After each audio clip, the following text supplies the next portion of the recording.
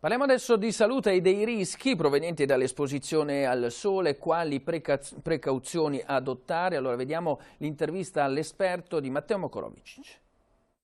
Ha un effetto benefico nei confronti del sistema immunitario, e cioè protegge meglio dai tumori, dalle malattie autoimmuni e da quelle infettive.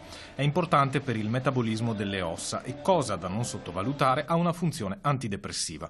Dopo un maggio da dimenticare dal punto di vista climatico è arrivato finalmente il sole nelle sue vesti ormai dell'estate. E come ogni anno si ripropongono i temi di stagione. Fa bene o male stare esposti ai raggi? Mauro Alaibach, direttore della clinica dermatologica dell'azienda ospedaliera di Padova, spiega che in generale la bilancia pende dalla parte dei benefici, ma che non vanno dimenticate le accortezze. Il rischio peggiore è quello del melanoma, il tumore della pelle, che in Veneto colpisce 15 persone su 100.000, un dato più alto che al sud Italia, che è legato al tipo di pelle, ma non soltanto. Quanto più chiari siamo, tanto più a rischio siamo di questa neoplasia. E peraltro non è l'esposizione cumulativa, cioè quanto sole noi prendiamo, ma come lo prendiamo.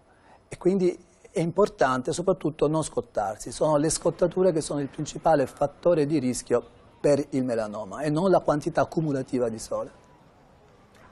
Siamo allo sport basket maschile, playoff, la Reia sconfitta al Taliercio dalla Banoli Cremonese.